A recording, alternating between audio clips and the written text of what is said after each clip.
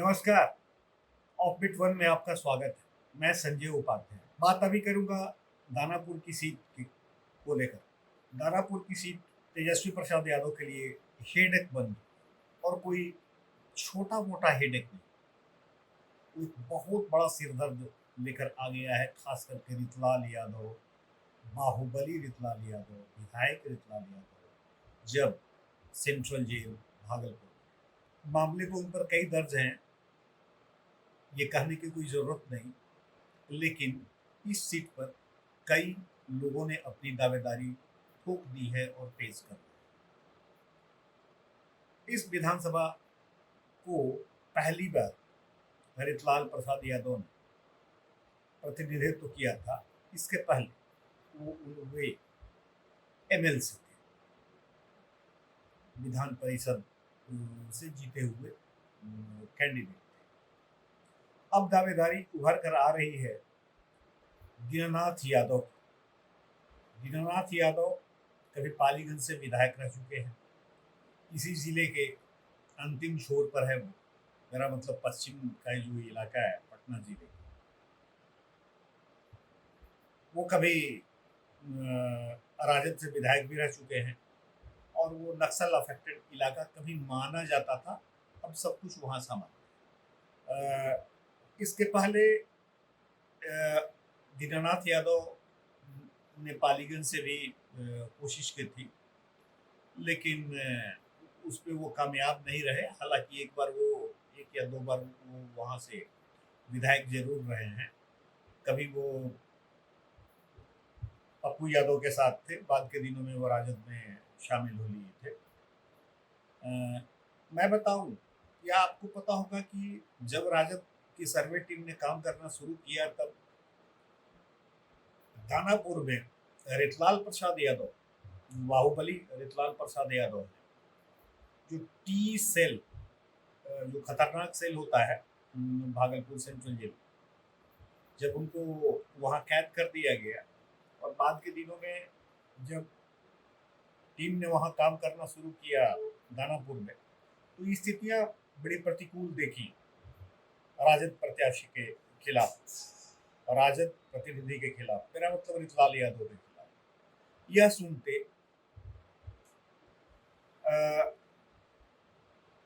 तो मीसा भारती के पति, मीसा भारती के पति मेरा मतलब कि शैलेश, पर लोगों ने विचार मंथन शुरू कर दिया और शैलेश की गतिविधियां भी दानापुर में बढ़ गई। वैसे वो खगौल में उनका निवास है और बढ़ गई, लेकिन इसी बीच में अनुष्का कांड हुआ उनके घर में, और अनुष्का कांड के बाद जब घर के परिवार पर सत्ता संघर्ष का आरोप लगा, तब से शैलेश की गतिविधियां अचानक रुक, और उनकी गतिविधि को रुकते देखकर दीनानाथ यादव ने अपनी दावेदारी वहां ठोक। अब यह मामला बड़ा गंभीर हो गया है और खास करके तेजस्वी प्रसाद यादव के लिए एक हेडेक बन गया है। दानापुर को वो अपना बिल्कुल रिजर्व सीट मानते थे राजद का, इसलिए भी यादव बहुल इलाका है। लेकिन एक दही गोप, बड़ा लोकप्रिय युवा नेता वहां का था। दही गोप की हत्या कुछ महीनों पहले हुई और दही गोप की हत्या का प्रत्यक्ष कोई आरोप तो नहीं लगा रितलाल प्रसाद यादव पर, बाहुबली रितलाल प्रसाद यादव पर, लेकिन रितलाल यादव पर उंगलियां उठनी शुरू हो गई। खास करके दही या गोप की पत्नी ने भी उंगलियां उठाई, लेकिन नाम कभी किसी ने लिया नहीं, और नाम नहीं लेने के पीछे भी एक बहुत बड़ा कारण था। एनीवे, तो अब वह सीट बड़ा हॉट सी हो गई है, और अब राजद के अंदर खाने से खबर आ रही है कि कुछ महीनों पूर्व वहीं दही गोप की जो हत्या हुई है उसका प्रतिकूल प्रभाव पड़ा है, असर पड़ा है राजद की छवि पर।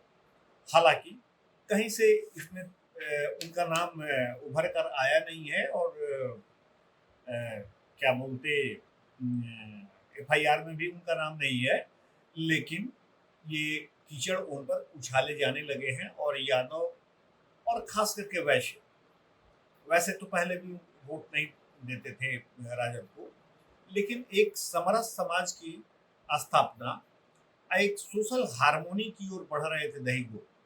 लोकप्रियता उनकी वहाँ काफी बढ़ती चली जा रही थी, खास करके युवकों के बीच, वैश्यों के बीच और यादवों के बीच।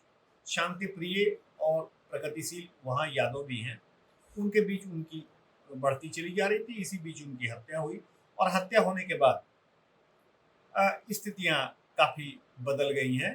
अब ये सीट, दानापुर की सीट, तेज प्रसाद यादव के लिए हेडेक बन गई है कि ये सीट अब दी किसको जाए, शैलेश को या दीनानाथ यादव को।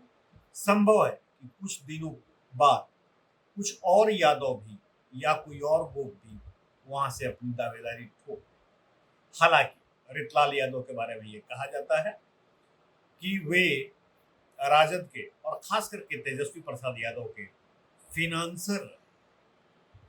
एनीवे, ये कहा जाता रहा है, ये किसी ने देखा नहीं। देखिए आगे, अब तो हमको लग रहा है या प्रेक्षकों को ऐसा लग रहा है कि महीना भर में सारी स्थितियां बिल्कुल स्पष्ट हो जाएंगी कि वहां से सर्वेश लड़ेंगे, दीनानाथ यादव लड़ेंगे, या कोई गोप लड़ेंगे, या फिर कोई तीसरे यादव, चौथे यादव। एनीवे, मीसा भारती के हस्बैंड है शैलेश, और मीसा भारती अभी पाटलिपुत्र संसदीय क्षेत्र से प्रतिनिधि हैं। लालू प्रसाद यादव की पुत्री तो है ही, प्रथम पुत्री है, और घर के सत्ता संघर्ष में बताया जाता है कि उनकी भी भूमिका रहती है।